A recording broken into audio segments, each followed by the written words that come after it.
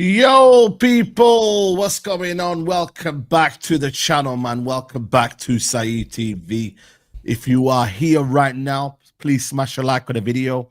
Let's get the algorithm moving right now. So hit the like button right now. Chat, subscribe if you're new. We're with the brothers in the building. We've got Ash in the building. Ash, all good, man. How's your day been, man? Yeah, all good. Nothing to report, really. Just plodding along. You know what I mean? Watching other football teams do well, and wishing we had some sort of decent foundation of football. But yeah, no. Other than that, life's good. Life's fine. Hope the boys are doing well. Staffy, flawless, yourself, and the chat as well. But yeah, no, all good. Plodding along. Looking forward to the discussion and getting into it. Yeah, man, definitely, man. Big up to you, man. We got man like Flawless in the building. What are you saying, bro? I'm blessed, yo. Big up for having me as always. Shout out to you, Saeed. Big up Ash, Staffy. The whole chat as well, you already know. Yeah, man. Like I say, shame we got to talk about Manchester United, but other than that, I'm good. Other than that, fantastic. It's just Manchester United is the major problem. Yeah, absolutely, man. We're gonna talk. Big up to you. Obviously, we got man like Staffy in the building. Staffy, what are you telling me, man? Everything blessed. Yeah, I'm on those Kobe menu minutes. Like I said that one time you were on the stream. I'd be giving, if you guys peeped, I'd be giving the Kobe menu treatment.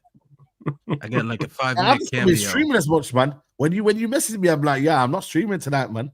So I'll be like, yo, man, bro, we ain't outside. You get me? I haven't been in the lineup for a while, bro. So that's what happens.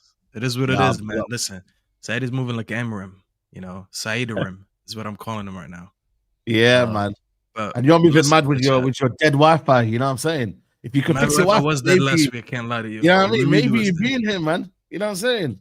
My Wi-Fi was garbage, but it's good today, so nothing to complain about. Yeah. Big up to all you guys. Big up to the chat, though. Smash a like. Yeah. Now, big up, man. Big up to you, man. Big up to everyone locked in, man.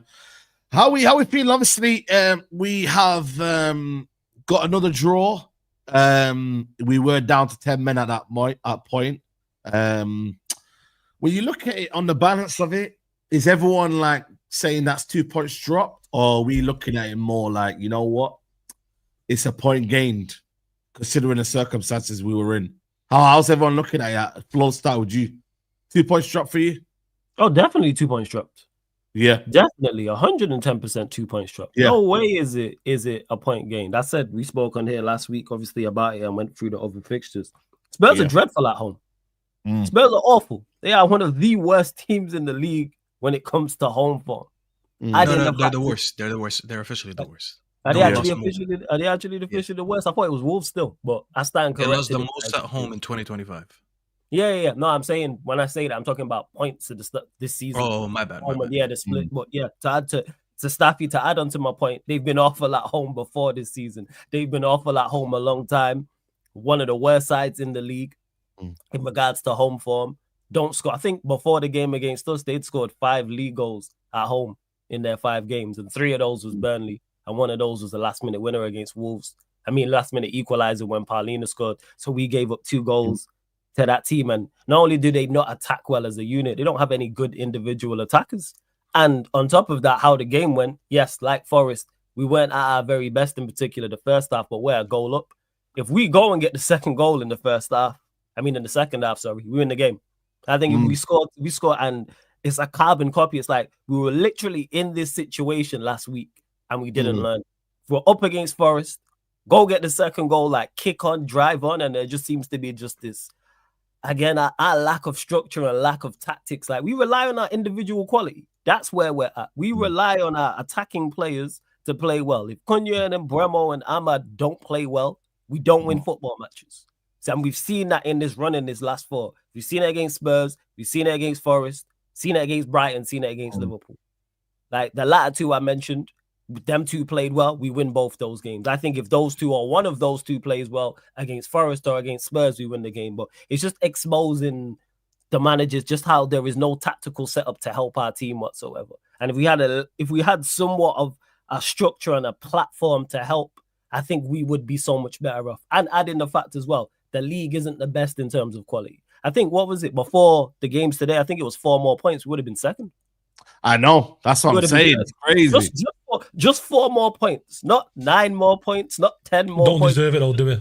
Just 4. We don't but deserve that's it. my point is we don't. But see, Possibly. the scenario we find ourselves in, even though we have been that bad, and our away form is a major concern as well. And how we conceding so many goals? How you play a back 5 and on average away from home, we concede 2 goals per game. I think outside the bottom 4, we have the worst defensive record. So we're going to say that individual defenders. I didn't know that, you know. Just about 15 in the last 10 or something, innit? Yeah, something crazy like that. I was looking at this yesterday and I was like, why did we have 5 defensive players on most often than not? Maybe a defensive midfielder, but yet we concede so many goals. And again, that ties into defensive structure because I don't think individually our defenders are that bad to be 5th worst record. And we play defensive, innit, flawless. It's not like we're attacking all the time. Do you know what I mean? It's not like we're on the front foot and we're getting caught all the time. We actually play defensive. Yeah, so it's just, it's that game there just summed us up because that game against, because it doesn't look as bad when you look at the points tally and where we're at and how many points we picked up in the last 5 games. You go, hey, you know what? That isn't too bad. Like I see Double A, shout out to Double A, quote tweet that, but he said, we have eyes. Watch the football. You can pick up points and not play well. You can not pick up too many points and actually be playing well. It's like, watch us. That's where I'm at with it. So, yeah, definitely 2 points dropped. And you saying in the title it's a missed opportunity. I feel like that about the entire season. I feel like that from the start to now. Like if we had a competent manager where we could be in the league, what we could do in the cup competitions. But yeah, man, I think it's going to be more of the same, to be honest. Yeah, it's one of them ones where, like, you know what I mean? Like, I feel like, how long we 1-0 up? Was it 83 minutes? What was it? 80, yeah, something like that. 84 minutes. Like that, yeah. 84 minutes. Yeah, and that's another thing as well. Us concede before you carry on. Us conceding 2 goals in quick succession. We conceded 2 goals in 7 minutes. Yeah. Against Spurs, we conceded 2 goals in 3 minutes against Forest. That's an issue. That's a problem right there. We like a boxer who, once we get knocked down, we get up and get knocked down again. It's like, game management, decision making. Once we concede the equalizer, don't go and concede again. And again, it's Forest and Spurs. These are not top quality attacking outfits. Spurs one of the worst. Forest do bottom of the league when we played him, and then Spurs, like I said, it's got the worst home record. One of the worst home records in the league. Like 5 league goals they scored before us, and then 2 against the. All right, man. But people going back and say results have been better. Big up to Ant as well. Yo, big up Ant 79, man. Appreciate you, man. 5 gifted. Anyone who got the 5 gifted, you know what I mean? Make sure you hail up Ant 79, man. He's always supporting the channel, man. Yo, Staffy, what were you saying, man? You had to wake up like what? 7:30? You get me? It's one of them ones where like you take a 1-0, you can go back to bed. It's all good. But then when it ends 2-2, you're like, what did we really gain from that? Like, I know it's a point, but by the way, getting back-to-back points here is very damaging, because even though you can look at it, you got a point, but if you keep doing that, over the course, it's worse than losing, sometimes. because you can lose a game, but if you win one, it's better than what drawing maybe. What you're saying, winning one, losing one is better than drawing two because you get an extra point. I hear what you're saying. But it just looks good it looks good from an optics, like, oh, we're unbeaten. It's one of them, it sounds good, but it's like, how many draws is in that? I feel like when we was in Mourinho and we was doing the 6-6-6 thing. When we was undefeated for time under Mourinho, but we just stayed in 6. Yeah, that's it. Yeah, man. Like, how you feeling, Stuffy, man? Like, in terms of like the game, what you saw. Obviously, we'll get to the finer details in a second. But yeah, man. Like, how you feeling, man? Obviously, waking up and whatnot, and seeing that, man. What you saying? Justice for me, justice for all my American brothers and sisters, justice for the East Coast, justice for the Midwest, and justice for the West Coast, because they're waking up at 4 a.m. I mean, you think we have it bad? They have it worse. Some people don't actually go to bed on like a Friday night or a Saturday night to catch the early kickoff. Because like when you think about it, some people who sleep at like midnight or 1 a.m., they might as well just pull an all-nighter and stay up for the next 3 hours to catch the game. Yeah, like Hawaii. Definitely, they're cooked. Yeah, of course. Yeah, they're cooked. They're cooked. So yeah, man, justice for us. We had to wake up to watch that. But you know what it is? I coped for like 83, 84 minutes knowing that the football ain't good. I was like, but just give me a 1-0 so I don't get cooked by Spurs fans again. Make it 8 losses in a row because we lost. We didn't. Well, actually, it wasn't 7 losses, but we went 7 games without beating them. Now it's 8. But I was like, I don't want to go 8 games in a row. So I was like, let me just get a shitty 1-0. I'm gonna go back to bed and call it a day and just wake up whenever. And obviously, whatever happened. And it's just not acceptable, bro. I mean, funny enough, I was on Noradin's channel yesterday, so we were talking a little bit about this. I just can't believe some of the things that I'm hearing after the game.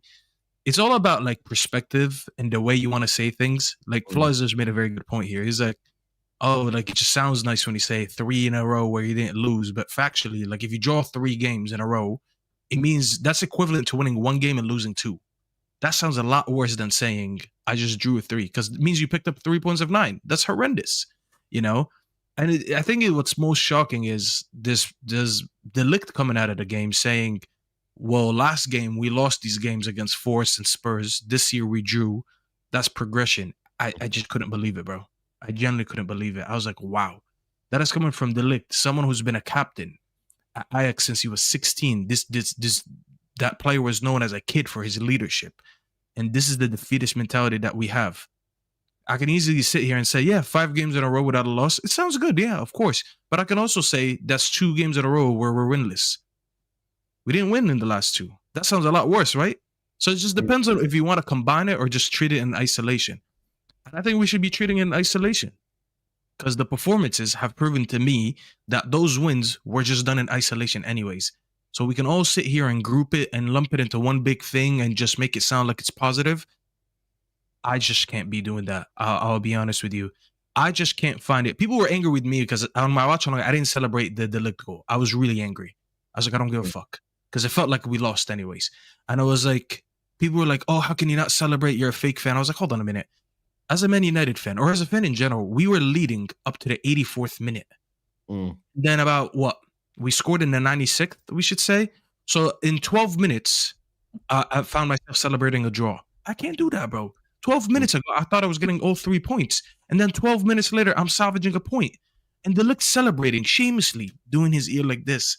I lost it when he did that. I was like, what the fuck you cupping your ear for? This is a game that we should have won 12 minutes ago. And people just want to look at that and say, let's just talk about the positives. Sure, bro. There's always positives in everything.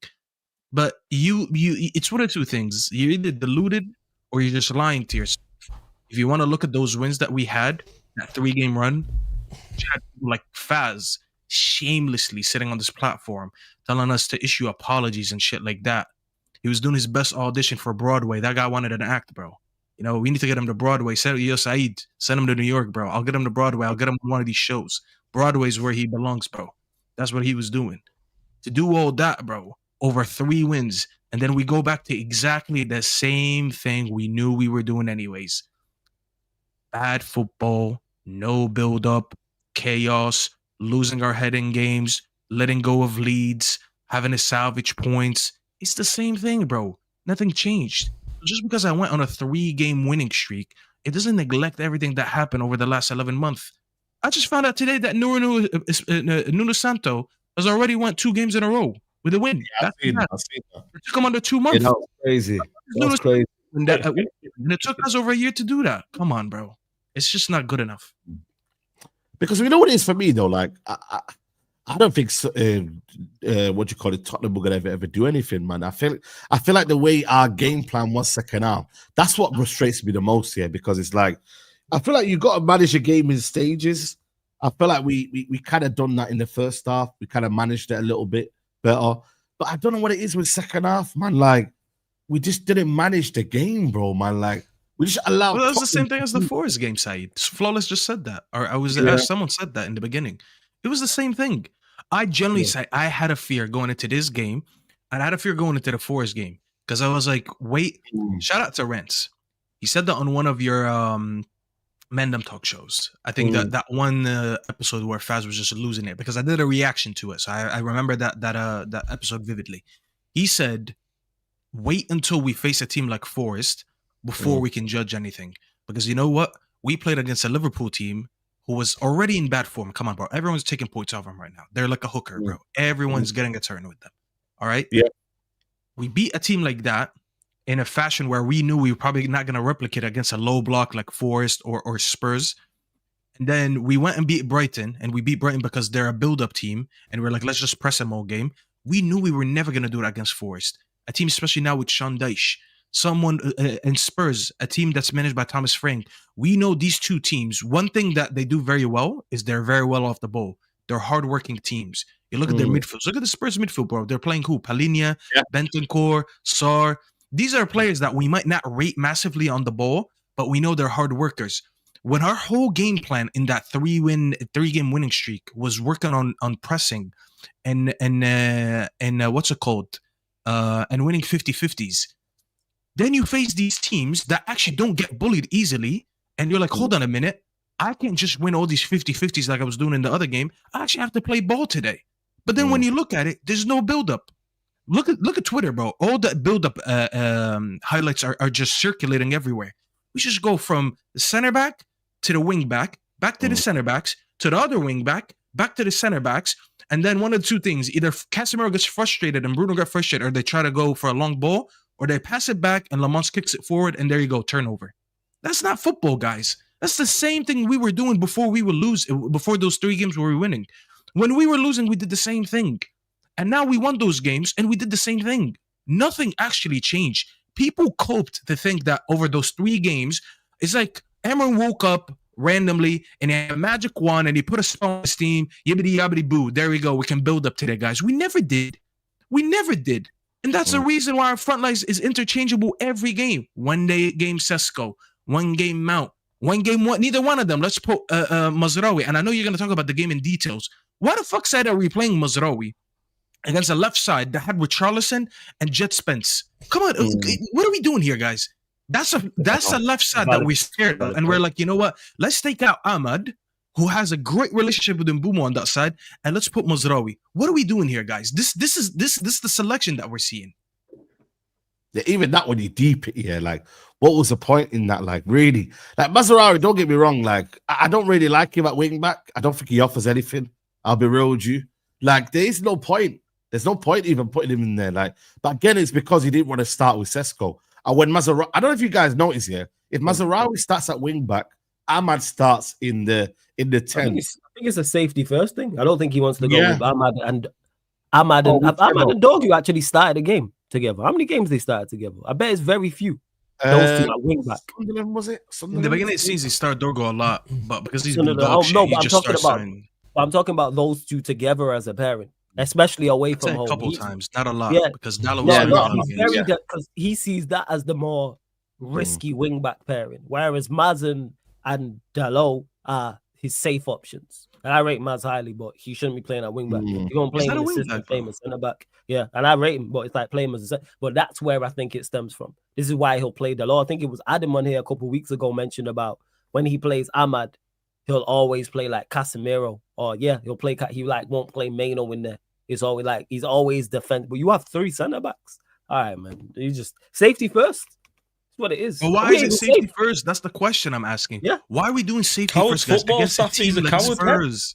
He's a coward, that's why. Do you know what I mean? Yeah, you know, I he's agree. not got that bravery, he's not got the confidence. We saw there, the last 3 games, every change he's made, you know, it's resulted in us conceded 2 goals. Do you know what I mean? It's madness. The guys, he's got no attacking intent. How much are we seeing in the final third? You're talking there, Staffy, about build up from the back, but where are we seeing any kind of, you know, build up in the final third? Do you know what I mean? When we're seeing any kind of dominance, any kind of pressure, there's none of it. It doesn't. It's just like hit and hope football. I said last week, it's kick and rush. That's what we're reliant on. You know, it's not good football. And you know, I reiterate what both of you boys say. It's just we're stuck in a situation with Amorim, and you know, he's making poor decisions. He's making poor substitutions, and it's. Where do we go from here? I'm seriously worried. I'm not looking at like going forward. I can't see us. Saeed was talking last week, Saeed, about top 4, top 5, top 6, something like that. Yeah, like honestly, you're looking at performance against Spurs, 1-0 up. We were comfortable, and what do? We sit back. You know, we're there. We invite pressure on. At no point. Do you remember Vicario making many saves in that game? I don't remember Vicario making any saves. Pretty much. I think we only had 2 shots. I think we only had like 2 shots on target. There wasn't. We didn't. We didn't. Seriously, I haven't like checked. Wait, we had 2 shots on target. Yeah, the it was 2 something goals. like that. That's how you look at the goalkeeper. You look at Sells. What did Sells have to do for Forest? Yeah, we don't create chances. We don't pepper a goal. Yeah, we had 2 shots on target. We had 4 shots in total. We're a negative team. Part of the bus football. That's what. If we're being honest, that's what we're doing. We're playing part of the bus football. The bus got a big hole in it. That's the craziest part. The bus, because we ain't even defensively secure. Listen, we were saying about Ollie and Mourinho, this is not good enough for United. On top of that, one of the things that frustrates me is people seem to like lost their principles, their ideas of being a Man United fan, what we're about. You know, the motto of our football club's youth, courage, success. He doesn't play the youth. He's no interest in playing youth. You're not seeing Manu, you're not seeing Heaven, you're not seeing any of the kids from the academy. Do you know what I mean? Courage. Again, we go 1-0 up, and then it's like, right, backs to the wall. Let's not do anything too risky. Let's not put many men forward. Let's just hope that a Bruno and Cunha might just pull something out of the bag by themselves. We're not going to have any supporting runs from Mazraoui or Dog. They're not really going to do too much. And and the success part, we're not seeing that. It's someone there. What Tashreeq just said there. Open heart surgery. We need it again. Do you know what I mean? It's wild, the situation. I hate that statement is just way overused, bro. Listen, bro, you don't need open heart surgery every 2 minutes. We always do this thing. Am I lagging? By the way, listen, Staffy. We need changes. Mazraoui's not good enough. Dorgu's not good enough. Casemiro's not good enough. Bruno's not good enough. You look at the back line. I can't lie. I can't even say that. Yeah. No, I'm not lying. Without Casemiro, do you see that? Listen, Casemiro's legs, though. I mean, you look at him in that. We lost the minute Casemiro come off. Let's just be honest. Bro. He kept that. With Casemiro, without, man, it's actually dark, but there's nothing being created. There's nothing there. You know, there's nothing going forward with set pieces. Covering the back. Listen, but taking Casemiro off, you're saying, okay, we take Casemiro off, we fall apart, all that. Do you know what I mean? We still concede goals with him on the football field. You know, we've got he's got a back 5 behind him. Do you know what I mean? And then he's got. For me, listen, I like what Casemiro's been doing. I've been a big fan of him, but I just don't think that's where we're at with him. Do you know what I mean? We're not in a position where. You know why it won't make a difference? We don't approach midfields in the way people want us to. I keep hearing people say, oh, but if we get a war in, we're going to do this, we're going to do that. It does not matter. He does not care for the midfield. At the end of the day, it's not about the profiles. It's the way he wants to play football. He does not give a shit about his midfield. I agree, Staffy. I agree 100%. His midfield that's is just how he plays, though. Every game, Ash. You're saying we're considering a lot of goals. I agree with you. By the way, we consider about 18 goals already. That's way too much. Only 3 other Premier League teams, by the way, consider more goals than us. Every game, you know what's surprising to me? That people actually get shocked every time. We approach a game, we let the opposition have all the ball, which means by probability, when you have the ball, you're more likely to score. And then we get surprised that the team scores against us. And you know what's even more damning? We have too many defenders on the pitch. Yesterday, we're starting, besides the back 3, obviously, that are clear center backs, you have Dorgo on the left, who's defensive-minded. You have Mazraoui on the right, who's more defensive-minded. And you have Casemiro in the midfield, who's more of a destroyer. Then you look at yourself and you're like, wait, I put 11 that only technically has Bruno, Cunha, and Buemo. And who started up front as well? Who's the third one? You got it there, Cunha, And Ahmad, sorry. You only have 4 attackers on the pitch. And people wonder why we can't create. People wonder why we can't attack. And everything in our system goes to wing backs. Brother, why am I meant to look at Mazraoui and expect him to have the same creativity and build up a play that Ahmad has? He can't do that, bro. He's the idiot that employs the same players to do things that they're not capable of. He swears that every leg for leg sub is going to do the same exact thing. We can all know right here, if I ask all 3 of you guys, do you think Mazraoui can do the same job as Ahmad? You would all say no. And you would tell me what he does better than Ahmad and what Ahmad does better than him. He just puts him in and we're expecting the attack. Brother, I'm defending all game. I'm willingly to give up the ball. And I am so sick of watching this team every week willingly give up the ball. I'm so tired of it, bro. And then when we lose games, we say the players switch, the players up, this don't have strong. These players let down 10 men and we. It's not about. You're cutting out. You're cutting out. Yeah, you're coming in and out if you can. Yeah. You know what it is for me, yeah? Like, I think with our midfield, we don't play through our midfield, right? So that's one thing, innit? Like, a lot of it is down to the wing backs, so we have to almost use our wing backs correctly. I don't think we do that. That's something we don't do. And the front 3 have to connect. Our back 5 are kind of in their shape in these away games, right? At home, maybe we're a bit more open and we try to go for it a little bit. But away from home, we're very, very defensive. And I don't know whether that's because of the PTSD from last season. But there is still this idea that I think for me that if a Bruno, Cunha, are not on it, you know what I mean? Even, let's say, for example, Bruno Fernandes. I know we all don't rate him, but he is a creative player, someone I can get on the end of things. I feel like if they don't turn up, yeah, it's a big worry, because then who's going to turn up? Like, it's individual brilliance. We don't have a system or a way of playing that creates chances. There's many other teams in this league that don't have our attacking talent, but look miles more dangerous when I watch them, no matter who they're playing. Yeah, like I said, and Bruno and Cunha are 2 of the better attackers in the league. Wherever you rate them, cool is wherever you rate them. They're 2 of the better attackers in the league. They get into most 11s in the league. They definitely make all the squads to me in the league. So why do we have these 2 out there and we're lacking creativity? We're having 2 shots on target against Spurs. Like, we don't look like, Ash mentioned it, how many saves did Sells make in the Forest game? Why is there such this lack of goals away from home in particular? Why don't we look like scoring? Because we've actually scored a lot of goals in the league, but it doesn't seem that way because it's coming close. We got 3 against Burnley, we got 2 against Sunderland, we got 4 against Brighton, for example. But like outside of those games, it's like we either look like scoring a lot or don't look like scoring at all.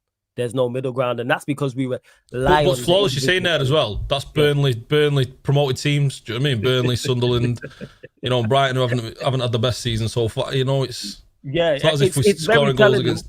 The more we talk about it, the more telling it looks when you start looking at who we've scored against, who we conceded against. That's why I don't hear it. Yes, the individuals are not there. I agree with Ash on that. Like, our individuals are not at the very best, but I say this all the time.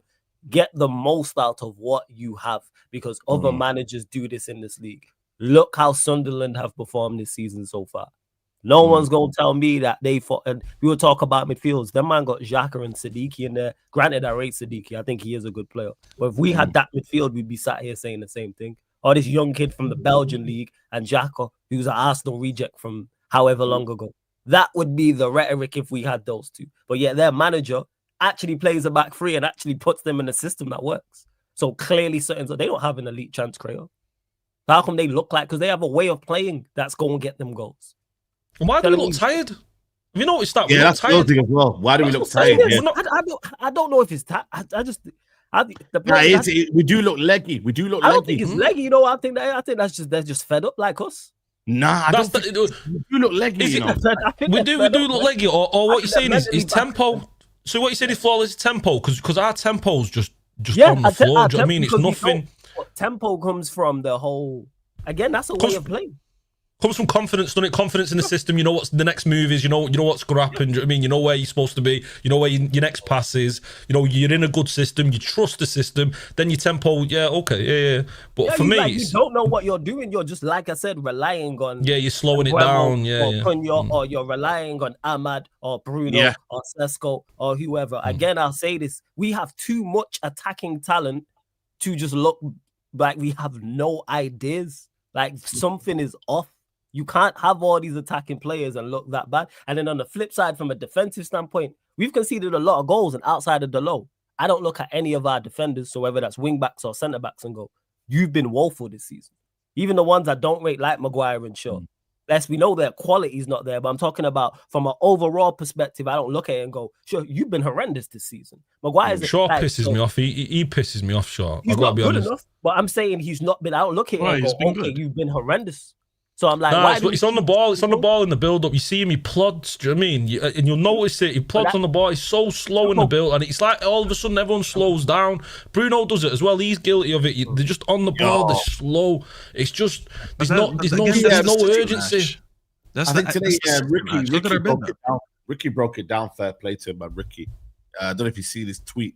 He was talking about that way Bruno's just like very slow to give the ball out, like it's very, very like lethargic.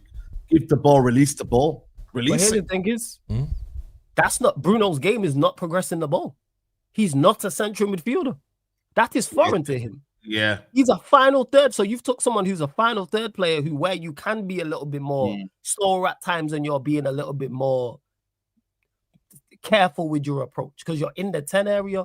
But when you're in deep areas, so the middle third or the defensive third, progressing the ball gets your 10s an extra second or extra couple seconds to do something.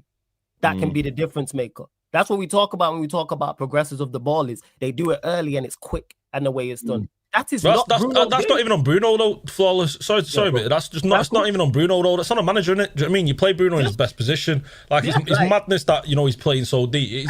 It's insane what we're looking at. So people are saying, "Oh, Bruno. When has Bruno ever been a progressor of the ball?" That's not as much as I criticize him. I actually think he's been good over the past few games. That's not his game. Casemiro's not a progressor of the ball. That's not his game. Granted, can they play the ball quicker? Yes, but actually have central midfielders in central midfield and get someone to progress the ball, whether that's passing the ball, whether that's carrying the ball, going past the player, or just carrying it to carrying it towards the opposition, or all of those things that I just mentioned. And we don't have either of that, so work around it. Like I say, he's not a tempo. Bruno's never been a dictator. He's not a tempo setter. Casemiro's never been a dictator. He's not a tempo setter. So if you have no tempo setters, you know what you have? No tempo. This is what the players are on the ball are going to do. And we don't even really have it from the centre-backs either. None of them really step out and progress the ball and fire it forward. They can all pass the ball, but there's no one that he's not been utilised. That can turn that turns oppositions around quick. When you can play a through ball, progressive ball, that can turn the opposition around quick. And we have the attackers who, if you get them in their areas, they're going to hurt you. Cunha and Bremer, behind the midfield's opposition in front of their defence. They're two of the best 10s in the league. Yeah. Well, they were statistically last season, 100%. Let me get some super chats in. Big up to Just Waffle. It says, the brother Amorim took us 15. How come he can get the benefit of the doubt for 3 good results? The bar has been lowered so much. FTV says, is it just me or Bruno and Cunha too similar? Hero complex, Bruno spams, Cunha wants to take on many men like 50 Cent and see agenda, so only Bruno should release the ball. Cunha broke down so many attacks on Saturday by holding on the ball too long. I've said this for about a while now. I said, Bruno and Cunha, I don't think they can play with each other, guys, man. We got to drop one.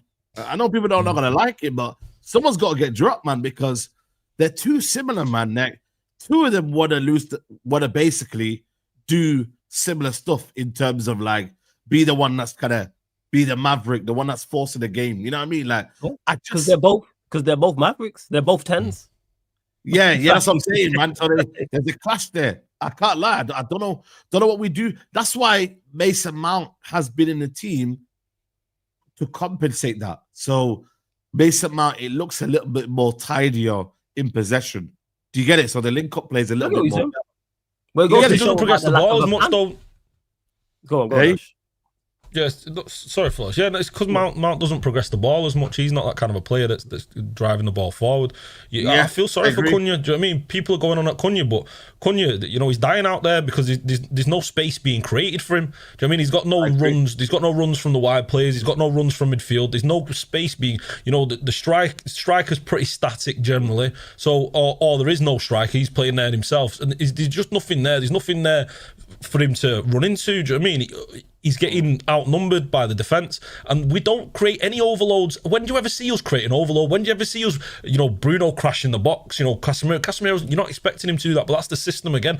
The wing backs, they don't do it. Do you know what I mean? So we just feed the ball to the forward players and hope they somehow, magically create something out of nothing. And it's difficult for them. They're dying out there in this system, And the most annoying thing is, all it takes is a few tactical tweaks. Do you know what I mean? All it creates is adding an extra man into the midfield. That's it. Allowing him to put Bruno as the cam. Do you know what I mean? Have Manu and Casemiro sat behind, or Gatti, Casemiro sat behind. That creates so much more opportunities going forward. It's wing backs. The wing backs, I could understand playing wing backs if they were constantly bombing forward or they were constantly delivering balls into the box. We've got big 6'5" Sesko there. Then he gets no aerial service. He's incredible in the air. How many times have we seen him leap? How many times have we seen the pictures of him leap, his celebration and all that? Have you ever seen a ball being put into the box for him? I don't think I've seen one single ball being put into the box for him. Because we play a left-footed right wing back and a right-footed left wing back. It's just madness what you're witnessing on the foot. Yeah. Do you know what I mean? And then, like you saying, I think Staffy or Flo, I can't remember which one you said it, but the centre back runs. There's no centre backs. Occasionally, the Licks will do it. I mean, I like seeing you're on the field because he at least will play a pass through the lines. But generally, our football is so static, it's so rigid, and it's clear to see. And you've had Iwobi talking about how easy we're to play. We're playing against. Do you know what I mean? How many times do you see teams comfortably, and Spurs aren't in a good spot. Spurs have been in a tough spot recently, do you know? And they looked comfortable. They didn't look like they were under pressure at any point during that game. We got that goal, and like I said, we sat back, and it's frustrating to witness. It's the same again, and Cunha's dying out there, and I feel sorry for. I feel sorry for Cesco as well. I wasn't his biggest fan signing. I didn't actually rate him because I hadn't seen enough of him. I'd seen 5 or 6 games with him. I thought coming from the Bundesliga, only scoring 13 goals over there, I thought it'd be difficult for him in the Premier League, and it's showing that it is difficult. But again, it's in another situation where he's getting no service. He's getting nothing. Okay, he had 2 chances against Spurs, and everyone's piling in on him, everyone's crashing out on him. Do you know what I mean? But he's not got any kind of match rhythm. Do you know what I mean? He's constantly being taken in and out of the team. He's getting used to the Premier League. He's getting used to his teammates. He's never being fed the ball because Mbeumo and Cunha generally are selfish players. And it's just there's so many breakdowns in rhythm, in chemistry, in just the whole principle of the way we play. And it's madness, and it all for me boils down to the coach. But I'm so frustrated with going in on the coach. I'm done with that now. I'm with Nuruddin. It's Barada, it's Wilcox, and I'm looking at now at Wilcox, and what kind of football was Wilcox playing? Do you know what I mean? What does he support? Does he support this defensive, this coward football? Do you know what I mean? This lack of attack. Is he happy playing this style? Is this what he wants going forward? Because he must be looking at it like we're all looking at it thinking, nah, this isn't United. Or maybe he's not. Maybe he's thinking, this is the way I want us to play. This is the way, I'm happy for us to build the team. Yeah, maybe the fact that this might be the new way in terms of but the problem is though, you're still conceding goals, man. Like I seen it yesterday. Like we scored 19, conceded 18. How we conceded 18 goals with a back 5? That's mad, 18 so for every goal we score, we concede 1. That there, we need to sort that out, man, because we play with a back 5, man. We can't be conceding goals, man. And I think for me, both goals yesterday, man, Ugarte, oh my God. Why did Ugarte just pull him down, by the way? That guy is so useless, man. I'm done with that guy, bro. I swear down, bro. If we don't sell him yet, we have failed, man. We have failed, bro, because he just pulled him down. Just which goal are you talking about? Which goal? Which one? I think, was it not the first one? First one, yeah. You mean when the doggy crossed it in? Was it him closing him down? Or are you talking about before it got to a doggy? Yeah, before it got to a doggy. Well, yeah, Odegaard. When Odegaard tried it. I hear Yeah. you. I'm so disappointed in Delete. That's Matthias Tell. You gotta do better than that. I'm a big Yeah, fan of no, Delete. no, you should have went. And that's your I've seen you block that all season long. You've been good. Yeah. Even last season, I thought you was good. You was playing to a good standard. You gotta do better there. I blame it on the system again, no Flawless. I blame it on the system again because it puts you in a relaxed state where you're defending, you're slow, you're not got that high intensity, that energy, you've not got that awareness. You kind of slow things down. You know, you're expecting things to be cleared out the edge. You just slow everything down. I just don't think he didn't look ready for it, did he? He didn't look like he took a touch and it's like it's not. But that's always a footnote. Any criticism I have of any player for anything they do, the system's not there. The same way we spoke about the attackers being out there on the island. That's why I don't get onto Cunha's case. Be a maverick.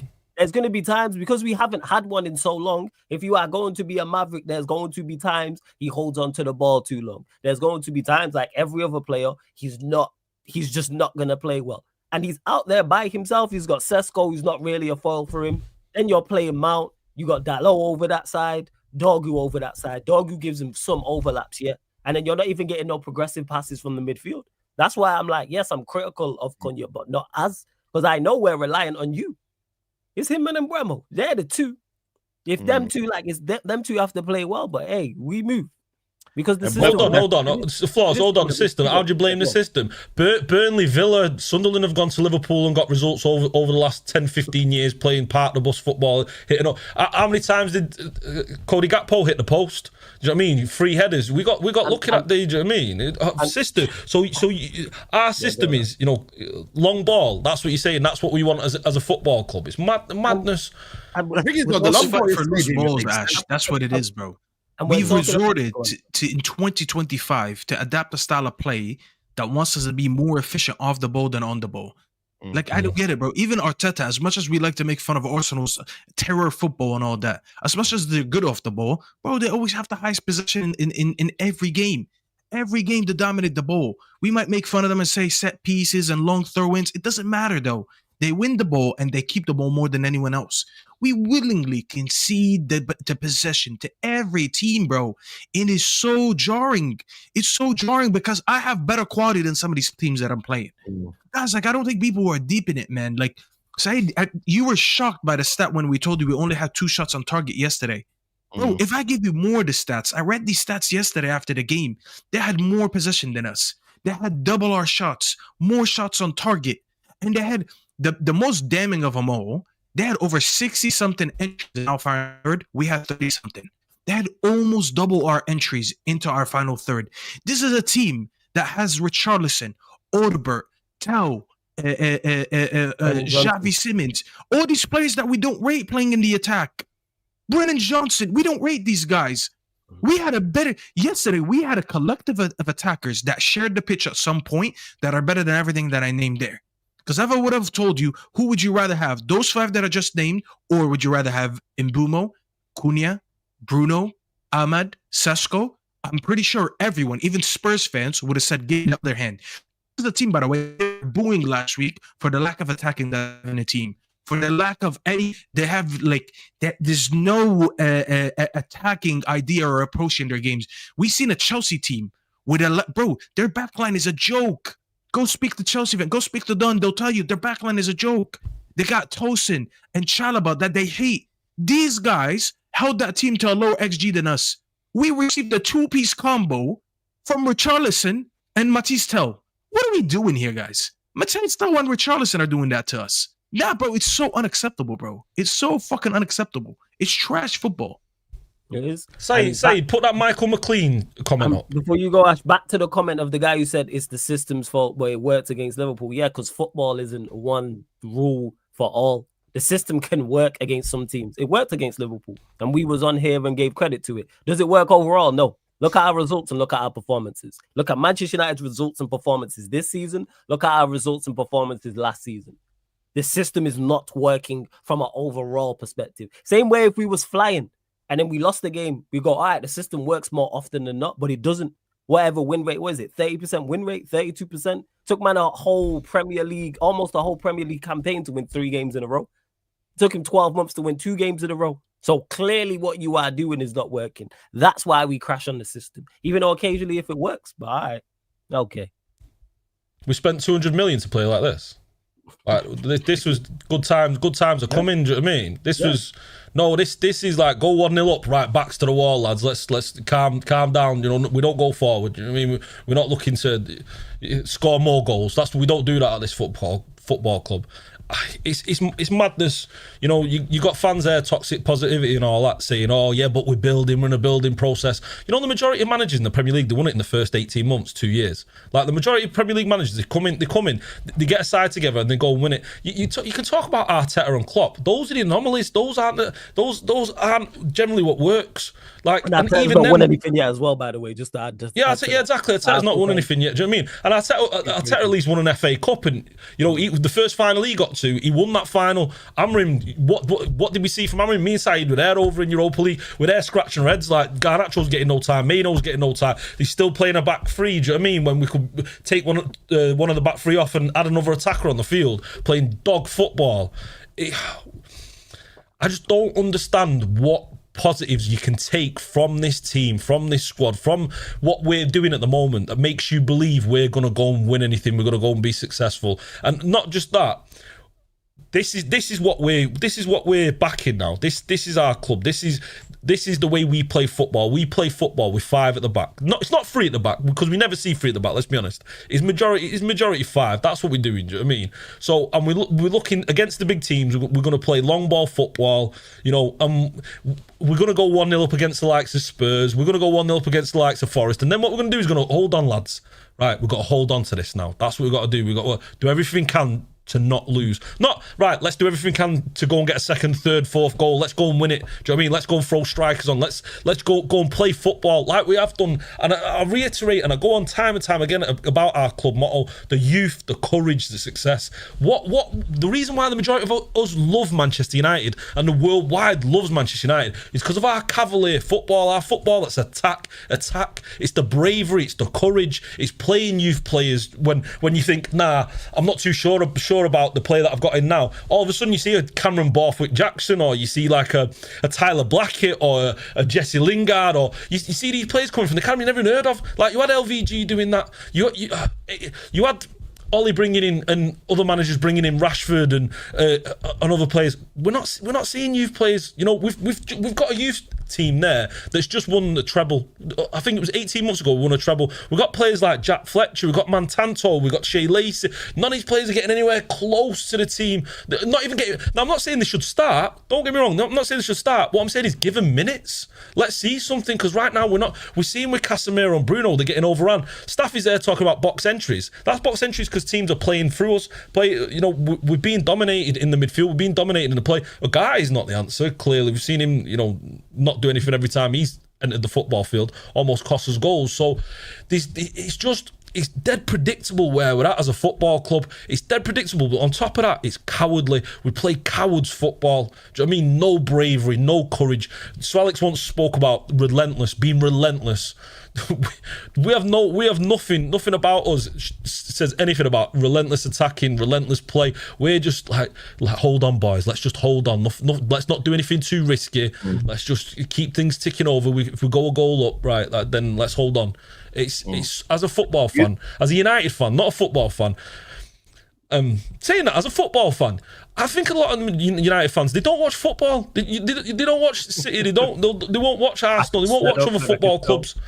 Do you know what I mean? They don't. Spot on. They don't. Because that's why I don't hear it about the individual quality when I watch teams without our individual quality perform better, play better football. Keep using them, the likes of Bournemouth and Palace and Sunderland. 11 for 11. Brentford are doing nice things at the moment under Keith Andrews. Squad for squad, we would not swap our squad for theirs. If you ask 100 Manchester United fans and you put them teams I just mentioned, Sunderland, we'll throw in Brentford, we'll say Palace, we'll say Bournemouth, and go, would you swap their 11 for their 11? We'll say no. Would you swap their squad for their squad? No. So how can they perform much better? Don't mean they win every week. They get bad. I watched Bournemouth get packed up today. Granted, they missed a penalty at 2-0 down. I watched them get packed up at City. But there's still a level of they don't drop below. There's still a style. There's still... Yeah, I agree.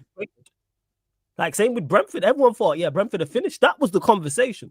Lost the manager, lost Embremo, lost Risa, lost Norgard, lost the goalkeeper as well. I think they lost one of their defensive players too. That was the conversation. But yet now Keith Andrews has gone in. They've replaced a whole heap of players, and they actually look like a competent unit. You know what you're going to get. We all know when we play Brentford, all right, they're going to do this, and this. We know, you know exactly. what it is, though? Do you think it's just because of the quality of the league now, in terms of like we don't really have to do much to get to top 5? I feel like this year, you know what I mean? If you could go and do like the bare minimum, yeah. And listen, I'm not saying that I'm fully happy in this I get what you're saying. I know where you're going with this. Unbeaten run.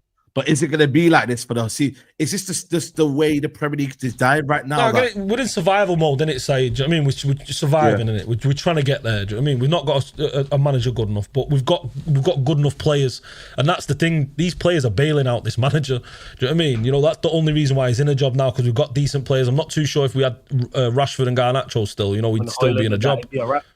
Yeah, exactly. It'd be done, do you know what I mean? Because this manager can't get anything out of the players, do you know what I mean? You know, look at Cunha already, he's massively started to regress, do you know what I mean? We're seeing like these players, they don't improve under this manager. We've seen this now. Burmo's obviously a freak. Now we all saw how much quality he had, you know, coming in, and you'd hope the same with Cunha, but unfortunately, you know, he's just not been able to do it the same way. But why is that? Why do you think that is with Cunha? I think he puts too much pressure on the shirt. I think too much of this being a United fan. Do you know what I mean? I think he almost thinks he's trying to do too much. Do you know what I mean? Like he's trying to prove himself too much rather than just ticking it over, doing the basics. Do you know what I mean? You know, not forcing it at the moment. It feels like he's forcing it, and Burmo never felt like that at all. He's looked relaxed, he's looked comfortable, and you know, he's taking his chances wherever they've come. He's getting his goals. I think that is the major difference with Cunha. Like I said, that's his game. Yeah, Maverick, he gonna do that, and I think it adds. It's magnified because of the lack of quality around him.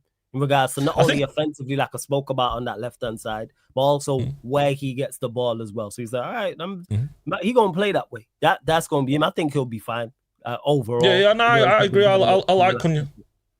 Yeah, big fan. But like you were saying, they take up the same spots as well, don't they? That's the problem. Bruno's in there as well, you know, causing him little problems, and you know, he's having to change position constantly, so he's not really comfortable in his patterns. He's playing as a 9 as well. Playing as a 9, no help. Yeah, that's what I'm saying. Flawless. And you look on the right hand side, you can see Burmo's already developed a relationship there with Ahmad. You see him off the field. There's a bit of link there. There's a bit of connect there going on between them. So that helps him. Burmo. Do you know what I mean? And Ahmad, we don't speak enough about him. I mean, he for me, man of the match against Spurs. Yeah, I agree. He runs around. I agree.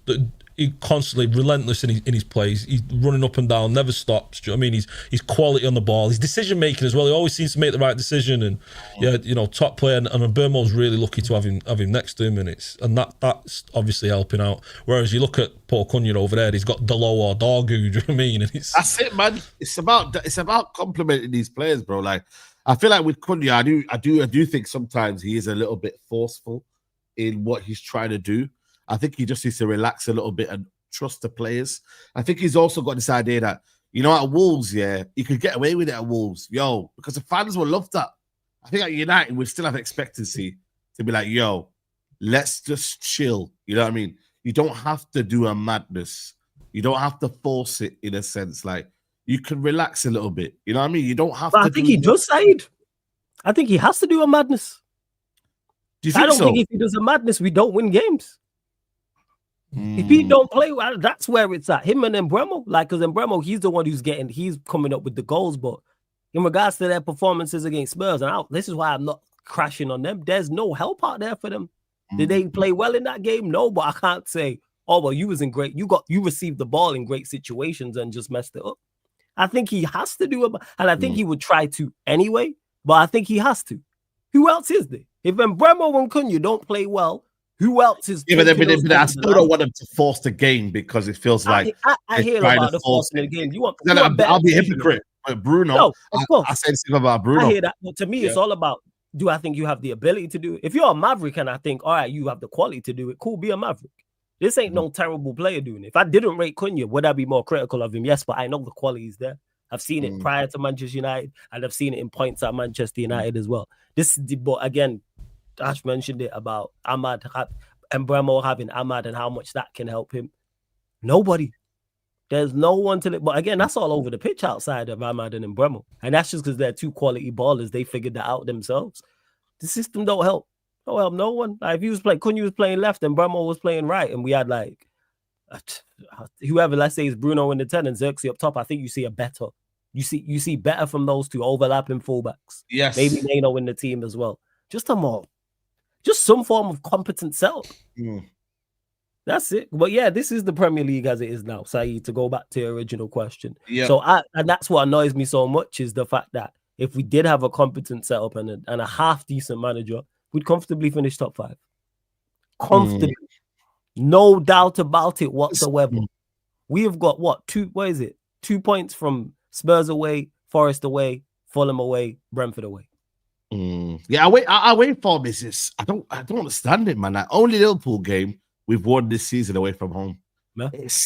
Yeah. I don't know. Just like I said to you, we're going to be that team this season where our home form's going to be good. You get me? Because right now we've only lost 1 home game, but our away form is just we don't have that bit. I don't know. Like I feel like you've got to have a different kind of almost game plan. And I feel like with Amorim, he kind of almost set on his laurels of, if we can't win it, don't lose it. And I hear that to an extent. But then when you add the context in, this was a poor Tottenham team, bro. We had everyone available. They didn't. They didn't have Maddison, no Kulusevski, no Solanke, no Kudus. You know what I mean? Like listen, they didn't have them players. Cool. But I think sometimes you got to, it's like Forest. I don't think Forest were amazing. They're on the back of they're in a relegation scrap right now. You feel me? Like they're not a team that you should be like, we fear them. So I just feel like sometimes you've got to use the initiative because I feel like them kind of situations, when we do, this is what I mean about like right now, it's okay right now. It's not catastrophic. Point isn't catastrophic. But you see where we're in a situation where we've got to win or we now have to win. What's the mentality then? We have to prepare ourselves a little bit for that. Like, what is our mentality for that moment? Do you get it? Right now, if you look at the points in totality and where we are in the league, I don't think it's all doom and gloom. But could we be better? Could we find ourselves doing it more? And I think the start of play, for me, is more concerning. I believe the points, the results, they look good. But what's behind it, I think for me, that's where the concerns are. Because I don't think, our style of play has improved. I don't think to myself, we've massively become this team where there's a clear, definitive improvement. Are there tweaks to the system? I think there are. But do I see a team that, a style that I think for me is sustainable along the season? No. And that's where, for me, we've got to get to that ASAP because Mbumo is going to leave in January. Ahmad's going to leave in January. What we're going to do then? Because you ain't going to get the goals from him. You get me? Ahmad as well. He's become influential in this Man United team. So, there's concerns that will lead to bigger concerns later on. It's just that whether you look at it right now and start to see it, or do you look at it in the results and be like, you know what, man? Not too bad, 18 points. I think we're 2 points behind top 4. It's not bad in that aspect. You get me? We're actually 1 point off top 4. And it's 1 point off top 4. Yeah, 1 point off top 4. Again, you have taken that. Points wise, fantastic. Phenomenal. Points wise, not phenomenal, but very, very good from a points perspective. Yes. But the reason why you mentioned there about it not being like all doom and gloom, because we know how this shit ends. You enjoy watching. We know the road we're on, innit? We know the road we're on. You know there's an oncoming train. You see, there's no light at the end of the tunnel. There's an oncoming train. Yeah. Get off the track. Like, we know how this ends. Saeed, do you look forward to watching us? I mean, I'm not at that point where I'm like where I was last season. I still look forward to watching Man United purely because of the players that we have. The Cunhas and Mbumos. From an individual stuff. That's I'm not gonna lie. I think for me, So it's not like last season because we have talented players that you do like. Because I genuinely don't look forward to watching us. Genuinely. Oh, you don't? I'm not there yet. I'm not there yet. Cunha and Bremer were there, yes, like 100 and so, and they're quality players in the attack in the final third. Added Ahmad to that, so that's good. But I'm saying from an overall perspective, when's the last time we had a good performance? Like, I think we got Ahmad and Burmo, Cunha up top, and we play like dog. Now, because for me, I still don't think the front three are necessarily what's the word I'm looking for, man? Like, That's go on. I don't know. Like, for me, I'm still not convinced that the manager is getting them to the best of what they're capable of. That's where Yeah, the issue that's nothing lies. for is me. What? Yeah, getting the most. Sorry to cut you off, Saeed. About get the most out of what you have. There's enough talent out there for us to look better. Not the best, better. And we wouldn't be sat here talking about we're a point off top 4. We're talking about, hey, we comfortably in the top 4, which we should be when you look at the points we drop. Like, we just don't play well consistently. You can pinpoint Brighton, where I thought we was very good. Pinpoint Liverpool, yes. But overall, consistency is key in anything. If you're at the elite level of anything, you have to be consistent. And that's just point blank, period. And we are not that from a performance perspective. We're not even like that from a results perspective. This is why even with the results and the points, I'm not too told. I'm not fooled by that, because the Premier League, I don't think in terms of quality is that good. That's the point I'm making. Look where Liverpool lost 4 games in a row, and if they would have beat City today, they would have been second. When they were third before the game. Oh no, they dropped down because teams had played Saturday. Aston Villa didn't score in their first 4 games and didn't win one and shut up the table. What is going on? Sunderland, Bournemouth were in top 4s. I even know Sunderland are still there now because they got the point against that. Sunderland the 4th. I once said on this. Chelsea are 3rd. They're not a good at. That's what I'm saying. The league is Chelsea I don't know, are not a good at. They have some exceptional explaining. players. Yes, Chelsea have some of the best players in the Premier League play at Chelsea. But the gap between their better players and their players not as good is massive. How are they 3rd? We just watched them draw 2-2 away to Carabao. I don't get it, man. I don't get it. And man want me to be happy about where Amorim's going and what we're doing. And Chelsea and Sunderland respect. Well, or did you disrespect to Chelsea, or do you respect to Sunderland at 3rd and 4th after 11 games? All right, man. Yeah, I don't know how Chelsea have got there, man. It's obviously back-to-back games has helped. This is what I'm trying to say. Like, the draws are deadly, man. They lost to Sunderland. I thought, you know what, man? Get Chelsea back in their box here, and then bang. You get me? Chelsea haven't played anyone big. They played Man City. They played. Who they played? Chelsea. Liverpool. Chelsea. They got Liverpool. They played Liverpool. Remember, they beat Liverpool. They played us. Yeah, played Tottenham. As if you look at it, top 6. They always beat Tottenham. But even Spurs. We just talk smoke up. We watched Spurs just yesterday. Spurs are 5th. How? Yeah, this is crazy, man. Obviously, it still is 11 games in, but do you get me? Yeah, it's still mad. Very telling, because like we always say, 10, 11 games. The table takes some form of shape. It gives you some form of indication where teams are going to be. Of course, teams will improve, teams will regress, but some idea. There's no way that Chelsea should be 3rd. There's no way Sunderland should be 4th, and there's no way Spurs should be 5th. And then again, do you reckon this season is the one where nobody really goes clear in the top 4 race? Like, no one's going to really... I feel like this top 4 race might be the most comical top 4 race ever. When, like, I feel like you see Arsenal, they drew in it, like maybe Arsenal, but like, I think like this season, it's going to be normal to lose like 6, 7 games, 8 games by a certain point by December. Whereas some teams, like, how many games did Liverpool lose last season? Was it 4 or 5? Some of them was after, a couple of them was after they had won the league, wasn't it? Oh, was it? Yeah, a couple of them remember. Yeah, because they won the league early. And then they kind of went on a bad run through some games. They did. But, you're right. To your point about the top 4 race being common. Still lost 4. No, they still lost 4. Arsenal lost 4. Arsenal got a lot of draws, wasn't it? A lot of draws. Yeah. Arsenal lost 4.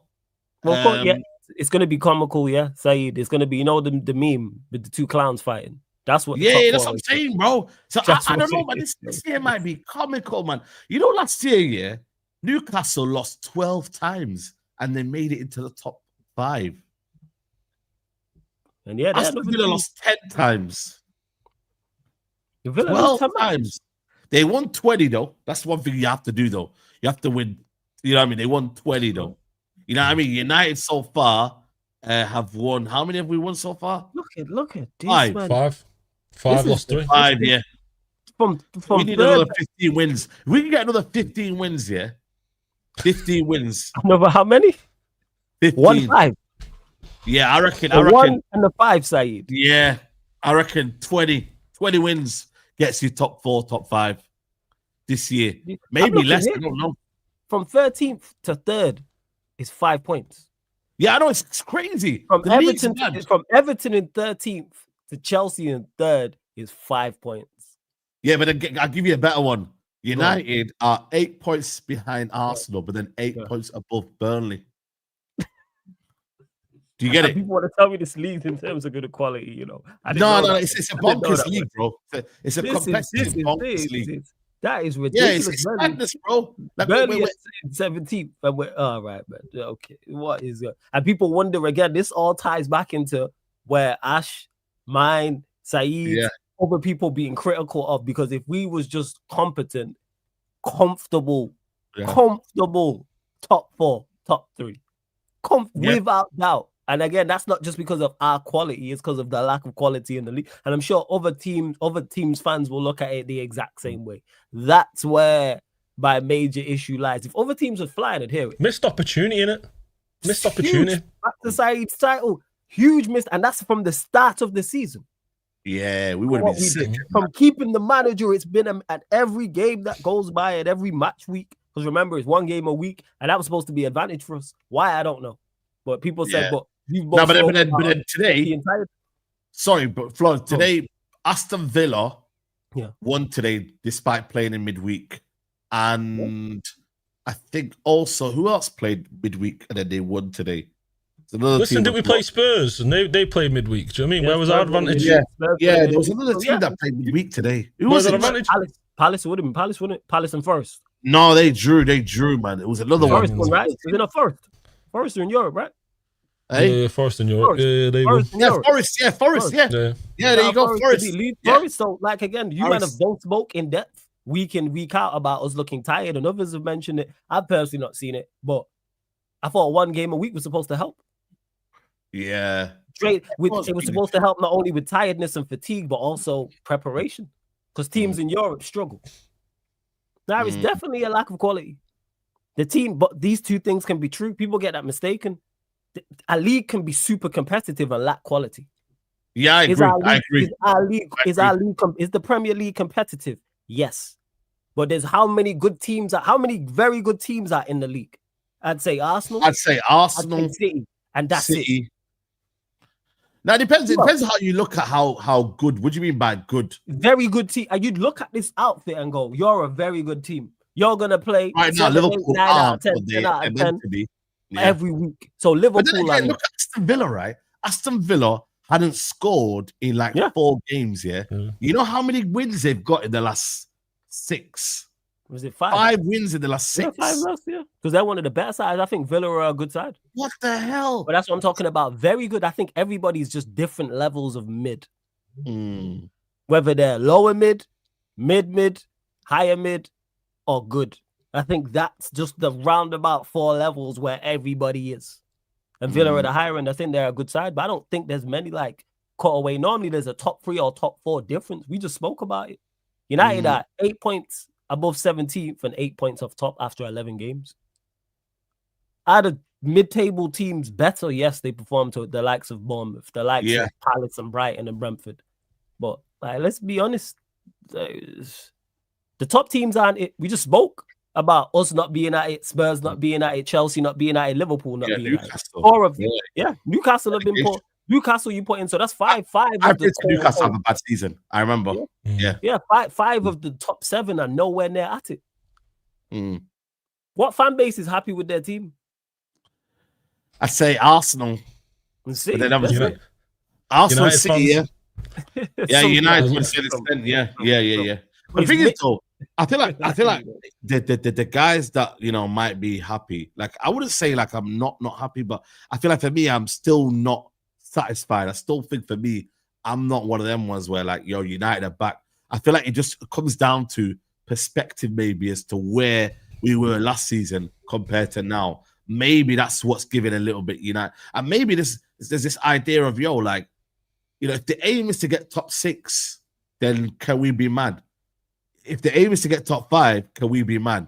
You know what I mean? We can be mad side. But what's saying, Ash, is how you understand what the implications are going to be later on. If you saw this coming, then you can say, Ash, you got with them. Well, you when you right say yo, but if you now are seeing Le Mans is saving more, you know what I mean, in terms of games, is being where we're unbeaten with Le Mans. You know, if you're seeing that here and there, you might look at it and think, you know what, man, it's like, why are we all mad? Because like we're not doing actually that badly. That's what it would look like. You get me? Saeed, remember last year we were saying, what does Ten Hag do well? What's Amorim do well? What's his good thing? What's he doing well with his team? I mean, I think for me right now, he's getting results. But the thing is, right, I still think is he getting results though? Is it his tactical acumen? Is it the tactical adjustments within the game? Is it going up against the opposition that he's playing, and he's setting the team up, or is he doing the same thing over and over again and just hoping that the players turn up? So is that him? Yeah, he is. Yeah, it is, man. Man. And that's where it is. You mentioned Saeed there about us doing better than last season. You can improve and still not be good enough. Mm. So you can't do worse than last season's relegation. Sorry, folks. It's worse than last season's relegation. That's it. You can't do worse than last season. That's why I'm not hearing the whole. And Staffy mentioned about the saying, "Oh, we got more points out of these two games this season than we did last season." That's not the attitude to have when we're playing Forest away and Spurs away. In particular, they're not playing well. If they was flying, I'd hear it. If Forest were flying and playing well and Spurs were flying, we're playing well, I take that into consideration in games. We're dropping points against teams who I don't think are better than us and are not playing well. So therefore, expecting wins, I don't think is unfathomable. But it is unfathomable because I know we're our own detriment. I know we're our biggest obstacle. This is why I'm not confident really going into any game. This is why any game Manchester United play and someone says, I don't see Manchester United winning this game, I totally understand. And I'm not going to argue them down. If we do the predictions right now for United's next 10 games and none of you two predict wins, I hear it. I would understand. I wouldn't agree with it, but I understand because of what I've watched. So people need to get out of this train of thought about, oh, we've improved. If you're a 5 out of 10 overall of the season and then you have a 6 out of 10, yes, it's better, but it's not good enough. The aim should be higher. What are we doing it? So if we finish 14th, that's improvement. Is that good enough? If we finish 12th, that's improvement. Is that good enough? If we finish 10th, that's improvement. Is that good enough? Same with 9th and 8th, etc. Wherever you have us, get out of that mindset. Oh, well, we scored more goals than we did last season. Then we got 50 plus. So if we get 60 league goals, that's enough. Oh, we conceded 2 less. So that's enough. Where is the bar? Surely there should be a target to hit. But people I've noticed certain United fans will accept anything. But when we finished 15th and there was an absolute outrage that we kept the manager, tells you all you need to know. And then results that have happened this season and the manner in which of some of our results have happened. And then even worse, the manner of the celebration when we won 2 games in a row and people asking for apologies because we won 3 games. What? Yeah. Well, I want to know where are people getting the confidence from? Like, where are they getting the confidence from just watching this team and thinking, okay, this manager's going to take us somewhere? Do you know what I mean? I just don't understand it. I don't get it. I could understand if he set his defence up really well, or which we've spoke about how many goals we're leaking. I could understand if, attacking wise, we're constantly peppering the goals. Sells and Vicario's making, no saves in those games. Do you know what I mean? I just don't see. Where's the positives? Like I want some positives to look at and give me confidence where I can back it and I can believe in it. Do you know what I mean? That's what I want, and I'm not seeing anything. Like I'm seeing nothing. Other than you can say individual talent. Individual talent. I look at it and go, and Burmo's a good player. Ahmad's a good player. Do you know what I mean? Cunha's a good player. I'm looking at players there. I'm looking at Euro. I'm excited about Senny Lomans. Do you know what I mean? Those kind of players I'm excited about. Nothing that the manager does. Not a single thing the manager does. Do you know what I mean? There's one thing that, in saying all that, he can maybe profile players well in bringing players in. But again, you could point to Wilcox or, whoever's bringing the players in. But I want confidence. I want belief. I want something where I'm looking at it thinking, right, okay, we can build on this. I'm seeing this on the football field now. I'm seeing a few players. I'm seeing a few principles being brought into this team, into this squad. And now we can build on that. What is that these is there a shift in terms of maybe we're not as I would say defensively naive in that we're easy to beat. Are we a bit more tougher now? We scored 1 goal. Mentality. You can't say that because you look, Forest game, we go 1-0 up. Again, we concede 2 goals there. You look at the Spurs game goal, and then we conceded what Flawless was saying, 2 goals in 12 minutes. Like, we're doing that. I mean, we can. But then, Staffy, just to play devil's advocate, maybe last season would have lost that game.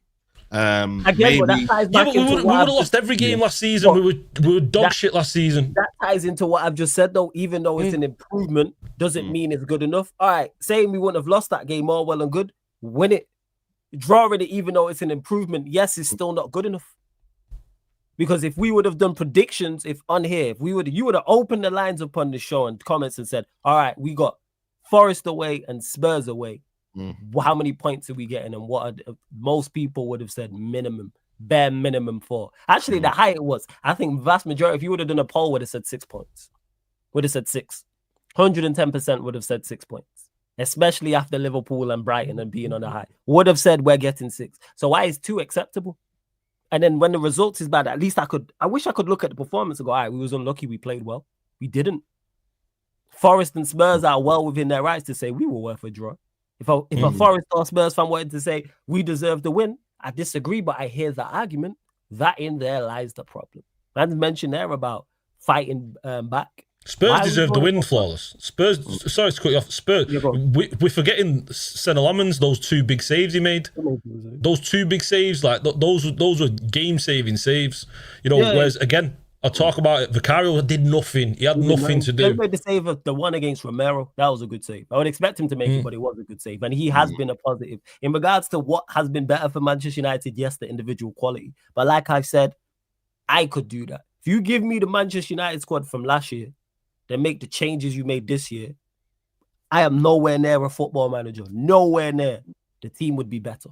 Because you've taken out Onana and added in Lamens. You've taken away Rashford, Højlund, and Garnacho, and added Sesko and Bremo and Cunha. Of course, the team's going to be better. What are we doing out here? This is common sense. It's like you say doing on this pod and say, all right, Ash, Flawless, I'm getting rid of you, and I'm bringing in Van Persie and Rooney, and the views go up. Well, who would have thought? Who would have thought with Robin Van Persie and Wayne Rooney that your views go up? Like, it's just common sense. You don't have to do anything. Like, that's where that is giving him credit. And you don't even get the best out of them. They're just performing to a certain level. You know why? Because they're of a certain quality. So they always going to perform to a certain level. As we've seen with Bremo with the amount of goals he scored. Even though, again, against Spurs, he weren't good, but still managed to pick up a goal. We weren't good going forward, but we still managed to score 2 goals somehow. Like, what is going on? All right, Lamens can actually catch a ball. That helps. Because he's miles better than Onana.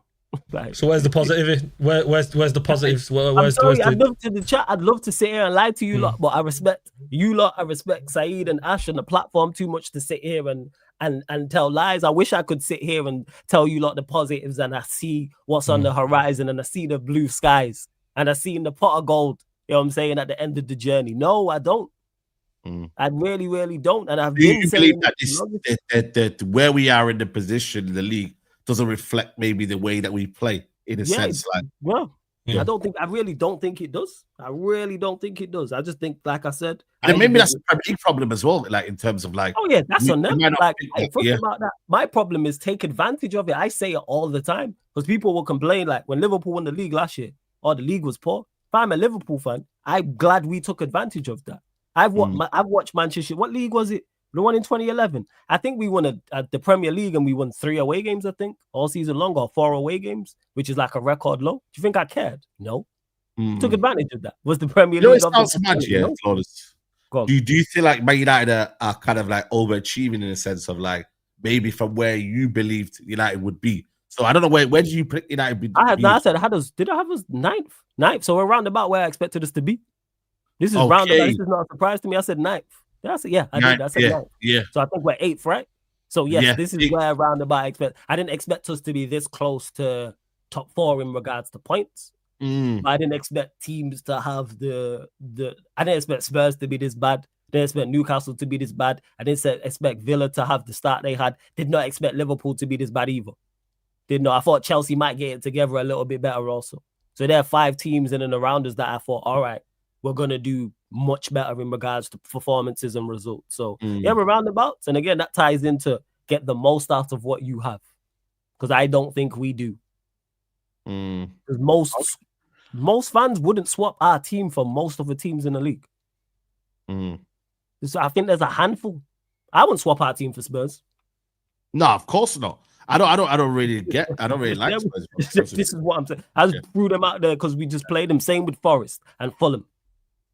Yeah. Let's talk about Sesko. By the way, people, if you are watching right now, you know what I mean, do me a favor, hit the like button. You know what I mean, the algorithm right now is a bit of a mad one right now. So please, the likes do help. So hit the like button if you can do. Simek says, what the F? This is the manager who played the youth players at one game, scored over 5 goals, a lot of Sporting. The squad isn't ready yet. Let him build, bro. That was, I think, talking about the youth players before that Ash was talking about. Is it a system that falls under the manager? You have to answer 7-9. You'll have to say it. I'm lost. Say that again. You know, super chat. Make sure you get back to that. Just so I can run properly. I'm confused when you say is it the system falls under the manager. Like, explain it further. I think you think Wilcox is forcing it. Is that what you're saying? Like Wilcox is forcing it? That's why I don't want to guess. That's why I'm asking him. I don't want to guess because I might respond and he's like, nah, I didn't mean that. I'm saying something completely different. Yeah. Let's talk on the Cesco, because apparently he got a knee injury, man. This was him leaving the stadium yesterday. He wasn't on crutches, which is a good thing, but I can't lie. It's this one, you know what I mean? The way he's moving right there is a bit mad. I can't lie to you, bro. That's a bit concerning for me. He could still have a knee brace under them. Yeah, no, and also I think after ACL you can still work in it. You know what I mean? Like it's not like you can't walk. Because obviously you just can't run, can you? Yeah, man. I don't know if you are you concerned about that? Like, there was early rumors about it's not as serious as what people think, but bro, even if he's out for a while, man, that's still, we can't afford that really, because we bought him as a striker, guys, man. You know, where everyone thinks about it, this was our number 1 striker this summer.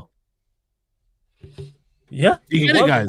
And this falls back on the managers again. Maybe you could argue recruitment or Cesco. Why is he not playing him week in, week out? We spent 70+ million on this number 9. Why is he not playing him week in, week out? Despite what I may or may not think about Cesco, I had my reservations about the signing. He's actually done decent when he's actually played, but give him a fair opportunity to fail or fair opportunity to succeed. Why is he in the team and out of the team? Play him. He should be playing week in, week out. But you don't like Xerxes? Yeah. Cool. We just signed a 9. He costs more than Bruno and Cunha. So why is that 70 million? I'm not here. People say, he's not good enough. So why are we signing a striker who's not good enough? He's his age, he needs to bed in. So why did we sign someone who's of a young age and needs to bed in? Yeah, we just did that prospect. Do you know what I mean? Yeah, we're just seeing that fail. We don't make them excuses for Wirtz. Wirtz is the same age as him. Ekitike is a year older than him. Mateta was there. Osman was there. Do you know what I mean? I was like, and this is what I was saying about going to get ready. We need players for now. This whole waiting, you got to wait 6 months or 12 months or 18 months for a player. We finished 15th. We had the worst ever season we've ever had. The manager didn't win back-to-back games his entire run, his entire season. Go and get players for now. Whether that's Mateta, Watkins, whoever, even if it's a striker from the Bundesliga. And that's where I'm at with it with Cesco. And it seems the manager don't want him. So then that ties into what was the conversation between the manager and the hierarchy. He called him a control freak, man. What's that all about, man? Like, you called who a control freak? Amorim, man. Amorim called who a control freak? Cesco, control freak. In what sense? Let me bring up personality. I think maybe personality. Maybe he wants to do things like in his way. Maybe I don't know. Like in that aspect. What does that mean? Maybe I don't know. Like you know what I mean. Like I'm trying to let me get the full quote so people say, "Oh yeah," but like I'm misquoting the manager, etc., etc. This is what he said. Let me just find the quote down here. He says. He goes, Ruben Amorim and Benjamin Sesko, to have the ability to understand that it's normal and still maintain your level of confidence is really hard for a young kid, especially for a young kid that is a control freak, wants to control everything, and is not going to control everything. So I say that when I start training with Ben, he has more potential than I was thinking. He's going to struggle, and we need to understand he likes to play also to put in our ideas. So with everything, I think I'm quite relaxed with that. He's going to be our striker for long term, but he's going to have these struggles and these bumps during the ride. That is normal thing in football. So again, it's one of them ones where like it might have been lost in translation. Maybe he's trying to say that he wants to do things his way and he's got to buy into our idea. Like he maybe wants to be the perfect striker. I don't know. He could be mean that he's stubborn, innit? You feel me? Like he could be in that regards, and that's fair. Yeah, just say that. Like this manager sounded like the Riddler. I feel like I'm Batman. I don't know what he's talking. I don't understand the statement. Genuinely, I'm confused. I don't know what he means. Like, they say what you mean what you say. Like control freak and said. You don't speak to the media and say things. Say things. Be very clear. I'm lost. I don't know. I've never heard. What was the game plan when he came on yesterday though? Like I know he should have scored though. Yeah, it was no game plan, man. It was just. What was the actual game plan when he came on? Like, and how many touches did he have on the ball? Because he came on with 20 minutes to go. You know, like he didn't come on with like 5 minutes to go. You know, he came on with a whole 20 minutes, bro. You get me? I'm trying to check his foot mob ratings and what he did in the game because I just need to know like the ins and outs of what he did. So he says he's got a 5.5. Bloody hell. It was actually 30 minutes he was on for. Wow, 30 minutes. 5 out of 7 accurate passes. He had 16 touches, 3 knobs to the box. And that was it. Wow, that is madness, man. 0 out of 7 ground jewels lost. That means he's getting bullied off the ball, man. You get me? Why is it a surprise, though? Why is it a surprise? He scored 13 goals in the Bundesliga. He's a 22-year-old kid coming to the Premier League. Why is it a surprise? We spent 75 million on him. Why is it a surprise? What are we doing? All the optics told you he was going to struggle if we're being really real. And this is why I was critical of the signing. Not because I don't blame him. I just look at him as a player. I look at the money spent. And then also I looked at the United fans who were positive because United fans will back anything. Once the United badge is on anything, they'll back it. And people were telling me about his ceiling and his potential. That's always a red flag. When I ask someone about, you rate such and such a player, and the first thing they say is ceilings, potential, real sale value. Are we buying a house? That's what it sounds like. Start talking about the ceiling. Start talking about real sale value. Start talking about his potential. That's a house. It's a property. Like, no, we're buying a football player who we need for now. We have failed to score goals consistently for a long time. And you go get, like I said, he scored 13 league goals, not 33. If he scored 33 league goals in the Bundesliga, I'd be more understanding. What did you see? And then you're giving him to Amorim. So this guy said, you know what I mean? Hoyland was never this bad. This is Hoyland tonight, guys, by the way, yeah? So I don't want to hear no revisionism on Hoyland. Hoyland Saeed, if he didn't play for us, we'd be looking at him this season and going, we should go and spend 70 million on him. That's the madness of our football club. Like, if he didn't play for us, we'd look at him and go, "Ooh, maybe we should give 70 million for this kid. Look at him in the Champions League. Look at him it's wild." Like Flawless is saying, we're not in a position to be spending this money. Do you know what I mean? On players that are unproven. That's what's crazy? To add on to what you just said there, Ash, about he's the type of player we'll be looking at. You know how he's the type of player we'll be looking at? Because he's a player we bought. So we know for putting in these type of performances. We gotta make sure that they win. They get top 4. Napoli. Boy, they should get top 4. Conte's good. Brother. Top 4. Brother, where are they now in the table? Where are they? They're now 4th in the table. They're 4th, just 4th. But in that table tight. Hey, in Serie A, is it not close like the Premier? Yeah, it's close. I can't lie to you. All the way from, let's say, I'm just looking at it. Yeah, they're 2 points off top. Yeah, the 2 points off top. But like I said, if they don't get top 4, that clause becomes not a clause anymore. But it's only like if they get top 4, they have to buy him. If they don't, then you get me. They haven't scored in the last 3 games, no goals. Nah, that's Manchester United's fault. We ruined De Bruyne. How long's De Bruyne out for, man? We need him back, man. A long time. I think he got this. We need him back, man. Bro, I'm telling you, bro. Because boy, he's coming back to Man United, bro. If we don't if we don't like, if they don't get top 4, We don't pattern he's up. coming back to Man United. Mm-hmm. You know, AC Milan came back before we came back. Do you know what I mean? Madness, that. Yeah. Are they top of the league AC Milan now? Madness. No, it's Inter Milan. It's Inter Milan. But it's yeah. tight. It's tight anyway.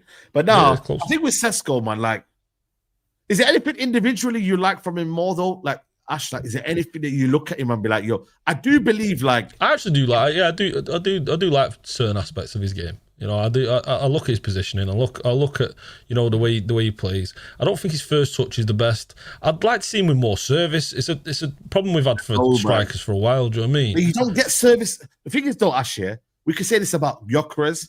We could say this about TK today. Strikers are not getting service now. So then what then? You get me? Like, I get it. You have to blame the manager, and I think that's the best thing ever. You got to blame, you know what I mean? But then, is there anything that he could do? You get me? That's without service. This is a problem. For a striker, it's very difficult, though. Without service, then don't play a target man striker. Do the false 9 thing. Do you know what I mean? Play around him.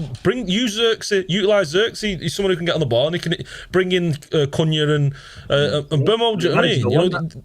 He wants a Sesko Hoyland type. He wants a 9.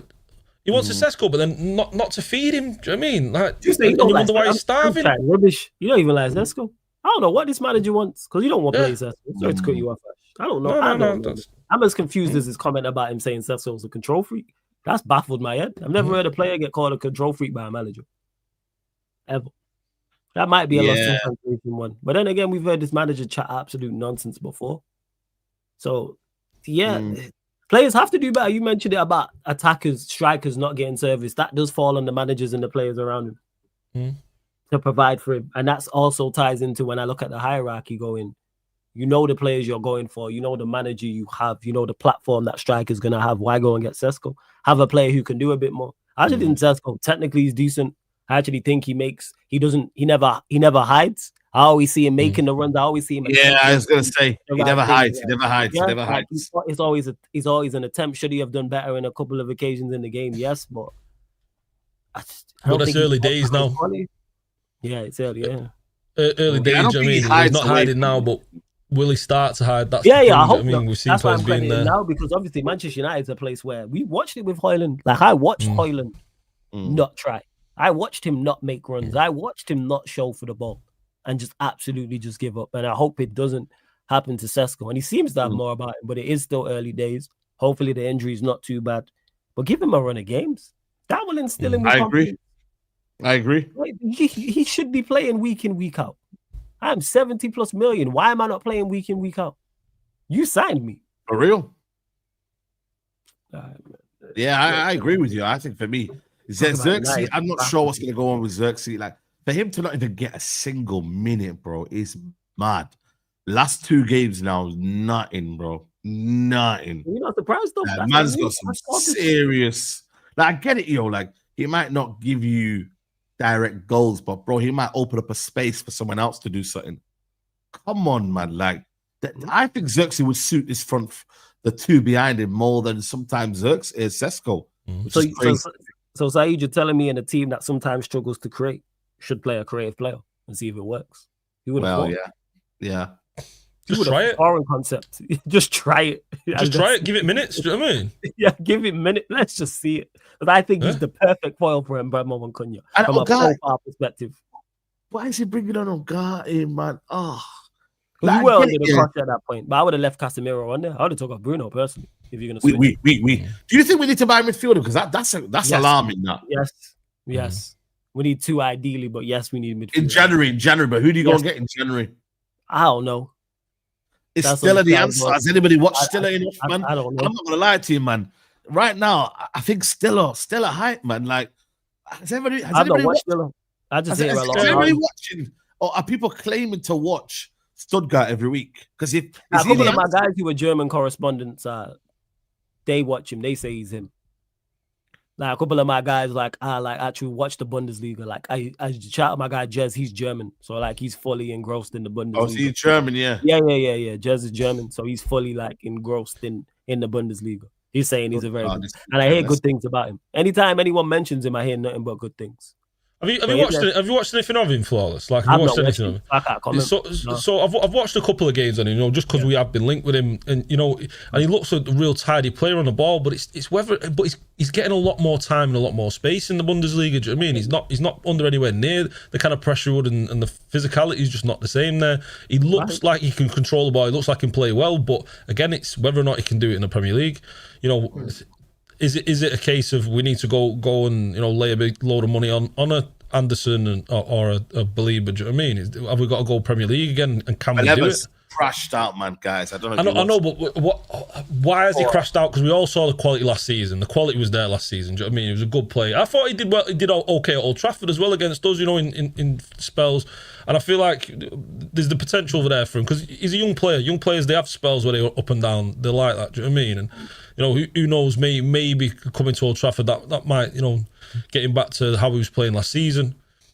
I'm just looking at it. I'm thinking that I don't want to take another Bundesliga risk. We had Sancho, we've got Cesco not worked. Do you know what I mean? And then we go to Angelo Stiller, and it's just risky, especially after seeing Wirtz. Do you know what I mean? You look how Wirtz was playing for Leverkusen. He looked like a top tier ball. It comes to the Premier League, and he's struggling. He's struggling. So again, it's one of those where I'm looking at it and I'm thinking, I want to go Premier League again. You look at Bruno and Cunha, and as much as Cunha struggled, you're seeing signs there. You're seeing that that the ability's there. Yeah. So we've got to look to shop in the Premier League, and that's whether or not who's available. I think that's the smart thing to do. That's what I think. Very, very smart thing to do is go get teams who are go get players from within the Premier League. Yeah, but who do you go and get? Do you go and try and get Belieber? Is it Wharton? Is it because I don't think Kamara at Villa? Flaw. I'm a big fan of Kamara. I'm a big fan of Kamara, but I think he would cost that money. There isn't too many standouts. There isn't too many midfielders I look at in the league and go, yes, go and get him now, type of thing. But this is where the scouting department comes in. I can only talk about the Premier League in depth because I only watch the Premier League. So. But the scouting department don't. So if you are going to the Bundesliga or League On or La Liga or wherever, there's central midfielders out there. Same way you went and got Lemens, go and get a Lemens level player who can progress the ball. Please. That's fair. That's all I'm asking for. Just go get. You telling me you can't go and get a Lemens like? And when I say that, I'm talking about just technically very good, can progress the ball. Play on the half. We're not getting that. We're not getting that player though because he's not replacing Bruno, is it? Like that's the Bruno profile. And Bruno's staying in this team no matter what. Hey, the player that he's going to bring in is going to replace Casemiro. But you giving the manager too much credit to think that he would pair them up. He would 100. If we were to sign let's say Stiller, he would play Stiller next to Bruno, 100%. Yeah. Even though it don't fit profile wise, I get what you're saying, and defensively it's probably barbecue chicken. But he would play it. He would if we go and get a bot same way if we were to go get Wharton, he play Wharton next to Bruno. Even though from a profile perspective, they don't get the best out of each other. But you definitely do that. So that's where I'm at with it. This is on the scouting team. This is the recruitment, which they've actually, to credit to them, I actually think they've done a good job. Overall, when I look at the signings since Ineos have come in, I go, most of them I actually like. Most of them are value for money. Yeah. Facts. Which then even ties into how we adding talent and going backwards. Yeah, I agree. More talent and we're going backwards on the football pitch, and results and performances are getting worse, but you have better players. Yeah, that's the frustration bit, I think, right now. We've got the players to play better football, but then we're not playing better football. That's where I think, for me, where the frustration lies, that I'm looking at sitting back at second half thinking, why?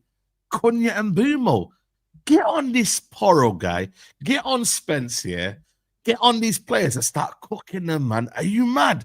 Get Ahmad in the half third in the 10 roll and start beating, man. Even bro, you know me, I don't rate Bruno. But the fact that we've got Bruno playing as a deep lying playmaker, bro, that's not his game. Put Bruno in the 10 where he's meant to be and let him be effective there, bro. Like he's been for United, as many Bruno fans would say, for a while. Put him there, bro. What do you want? You know what I'm trying to say? Yeah, hey, not trusting. You smart. So I look at it, I'm like, you know what I mean, bro? It's one of them ones where it's frustrating because I'm like, I think for me, United have got the capabilities of twisting teams up, bro, having fun, like beating teams 3-0, 4-0 if we were on it. You know what I mean, bro? Because we've got the capabilities of doing it. When you see the players, what we've got, it's just, again, the manager maybe is holding his team back to its full potential. Sometimes 100%. Maybe Chelsea fans have felt that with Maresca, is that maybe Maresca, is he holding back Chelsea? You know what I mean? Is he get more out of him? Because they got Esteval, yeah. They're not starting Esteval. Esteval could be starting every week, and Chelsea they don't do that. They got Garnacho, man. They don't need Esteval. Yeah, Garnacho, yeah. You know what I'm saying? So, you know, but I say, like, I look at Chelsea, I feel like they got gears to go up to, yeah, if they want to. You get me? But sometimes Maresca maybe hold them back a little bit in that aspect. So, you know, you see it with us. I think Brighton showed that. I think in that's where we play Brighton and Liverpool at points, in particular, those two games, and you got Sunderland. Yeah. There's players there to play better football. So don't tell us now people will hit us with the squad ain't ready. There was none of that when we beat Liverpool. There was none of that when we beat Brighton. There was none of that when we beat Sunderland. When we went on this 3-game run, there was none of that the squad's not ready and the recruitment's not good enough. None of these excuses was a thing. It was all fine. That midfield wasn't a problem. Now we draw 2 games. Now it's, the squad ain't ready. Give him time. Let's build. All right, man. Okay. Yeah. I'm tired, man. I'm tired. Yeah. There you go. Man. Yeah. Yeah. Season. So, I just think for me, it's one of them ones where thoughts on Nico Passes, Kevin. I need to watch him a bit more, you know. I don't watch him enough, you know. I can't lie. So I can't really comment on him if I haven't watched him a lot. But I do know he's a quality player. I've watched him a few times, but not enough to be like, yo, like, I know what he's about. You feel me? I've not watched him enough. Are you man watch Nico Pass? Who's he play for? Como, innit? Como, I haven't watched Serie. I like that. Yeah, so, unless it's like a team in the Champions League that I'll go out of my way to watch. That's why even with Stiller, it's a shame Stuttgart are not in Europe. Even if they're in the Conference League, I probably go, all right, let me watch some games. But Bundesliga, I watched Stiller in the randomly in the Pokal final last year. Do you know what I mean? I think they played a second division team, if I remember rightly. You know, and he was mega. But again, it's, you know, I don't watch it. I'm not gonna lie. Yeah, I couldn't tell you like what is he, what does he do? You feel me? Like I couldn't tell you, man. So like, but big up to you for the super chat. That's what I say. Like, so let's see if we can build on it. Let's see if we can get back to winning ways, man. You know what I mean? And like I said, 11 games. We're gonna dissect it a little bit more, hopefully in the future, but. Yeah, it could be better, and I think there's still a lot to work on. That's the main message right now. You know what I mean? It's not all doom and gloom in terms of the table, but maybe the table might be. Got a decent run as well. Got a decent run side. Yeah. I don't want to do runs because, bro, we're gonna get trouble, man. You know what I mean? Let's just do one game at a time. Why we doing back at way? Bro, forget it. Now on Twitter, why can't we look at the run, man? What's going on, side? What's changed? Because we had very good conversation last week. We had the run last week, didn't we? Do you know what I mean? It was good. I enjoyed Fully went through it. You know what's changed, bro? It's more the fact that like everybody's saying our next 5 games, and I'm like, bro, like let's just win the next game, bro. Like, let's just win the next game. That's where my kind of head's up. Hey? Everton at home. Yeah, Everton home. I think it's going to be a tough game. So it's everyone else saying it, Saeed, that's made you go, all right, just one game at a time, rather than look ahead to the next 5 and saying it's favourite. Yeah, bro. I think everybody's got to be excited, man. That's why I'm like, people are way too giddy. Well, yeah, man. Word to Nuruddin, don't get too giddy. Like, don't get too giddy, man. Yeah, too giddy. Like we talk, 5 games. We can definitely win, you know, these next 5. Why? Please tell me where the confidence is from. Don't sell that to me, because I'm like, if you do that, you get caught distracted. Like Chelsea lost to Sunderland out of nowhere. You get me? So I don't want to get caught up in the whole. You get me? Like, let's look at this game and be like, yo, we did this, that. I just think for me right now, one game at a time, bro. One game at a time. Where's the confidence come from? We've just been getting over the line against Spurs and Forest. Do you know what I mean? We've been dog. Like, where's this confidence come from? That's what I don't understand. Yeah, like, well, there you go. We win a couple of them, like looking at it, but again, it wouldn't surprise me if we didn't. And our away form really concerns me. Yeah, so Wolves, there you go. I don't know who did they hire. That's what I'm looking at with Wolves. Now, if they get Ten Hag, I think we'll win. If they get someone else, maybe not as much. Who do they go and get?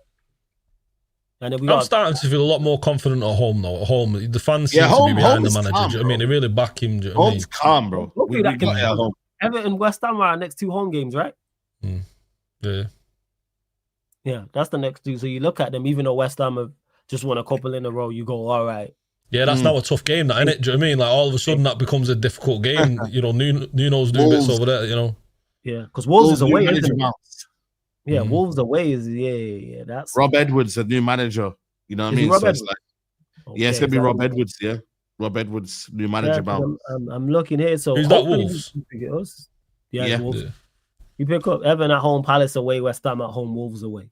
They're at the next 4, and you go, all right, Palace is definitely going to be tough. The 2 home games and Wolves away, you look at it and you go, in a normal world, yeah, we can go there. But the run after that, Bournemouth at home, Villa away, Newcastle at home. That's a tough 3. Yeah. Even though Newcastle have been poured out, because Newcastle always give us a game. Stylistically, they're all wrong for us. Set piece again, ole. We're on it, man. We're on the set pieces, man. We're there, man. Set piece, man. If you can't beat Can we them, talk join about them. Dorgu's... Sorry. Can we talk about Dorgu's long throw or lack of? Like, why is he on long throws? I don't know mean? what happened there. I don't know what happened there, bro. I don't know what they thought he was, man. They thought he was like Coyote, man. You see Coyote today, bro? Yeah. Pros is ridiculous. That is ridiculous, man. You get me, bro? Like, You know what? Let's try it. Let's try it, man. Let's see. Let's give him a long throw and let's see what happens. Coyote, man. I'm telling you, man. I don't think he'll be at Brentford for longer, man. Because boy, he's doing well, man, at the minute, man. So yeah, man. But listen, people, we're gonna wrap it up here, man. I don't know how many likes we're on right now, but I'd assume we're on maybe around about 500 likes, man. So, guys, if you could do me a favor, hit the like button, people. You know what I'm saying to you? Like, the algorithm is moving literally up and down. 1 minute it's good, 1 minute it's mad. So, people, the likes are super important. Pushes out the channel, the shows, you know, because people might not get notifications in it. So, hit the notification bell, like the video. You get me, and just man, just do them 2 if you can for me, people.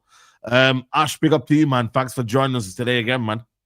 No, always a pleasure to be Saeed, chatting with yourself and Flawless and Staffy as well today. You know, shout out to Double A as well, who's not on the show, but always a pleasure seeing Double A when he's around, and the chat as well, and yeah, just United, innit? You know, I'm waiting for this show when we, you know, it's 5 wins on a bounce. Do you know what I mean? When we're performing really well, when we're confident, we're excited. I'm waiting for that time. Do you know what I mean? We've never been here where we've been like, have real confidence in the manager, belief, and it's mad. It's mad the state we've been in over the last 18 months under Ten Hag and now Amorim, and it's frustrating, man. It's frustrating, but life's good, and we continue on in it. So yeah, but I appreciate you having us on as always. Come on, bro. Always blessed, man. Always blessed, people. And make sure you follow him as well on his socials. Flawless. Is it the what show is it? Is the Yardman show? Yardman, yeah. Yardman. Big up to you, man. Every single time. Saeed, blessings as always, man. Every week, Saeed. Come on, bro. Thanks for having me on the channel. Appreciate it. Ash, always good chopping up with you yourself. Shouts to Staffy. Shame Double A went here as well. Loves to Charlotte every single time. Big up the chat as well, man. Shout out to the chat, and you lot just continue to run up the likes, comment, all that good stuff as well, because it all helps Saeed and it all helps the show as well. Saeed just mentioned it. Premier League Pod Yardman edition, so I'll be on with Lex and Kadeki and Javon, talking all things in regards to the big talking points from the Premier League. Then after that, United Liverpool show, the Barbados show, people as well. So all right, big up Rowan as well. So yeah, people, we're gonna chop up with the Liverpool lot later, which is that's gonna be fun. I got questions. I got a plethora of questions today. They were awful. They was dreadful. Doku out there. I mean, Doku out there looking like Eden Hazard, man. It was crazy. I was saying, I was skinny. I was like, what's going on? Had kind of Connor Bradley on ropes. Like, yeah, so yeah. Even though it was City and they won, which always, you know, takes shine off. At least Liverpool lost in the manner in which they lost as well. That's where I'm at with it. Yeah, man. Make sure you follow up everyone, man. Make sure you go to Saeed TV right now. We're gonna send you over there. Tomorrow I'll be back midday live. Obviously, Straight Jacket podcast, and then obviously Big Six as well, man. International break. We're gonna still keep rolling. You get me, keep pushing, and yeah, man. It's appreciate all you lot supporting the channel. Head over right now, Saeed TV, and we'll see you lot down there, people. Take care. Bye. Peace.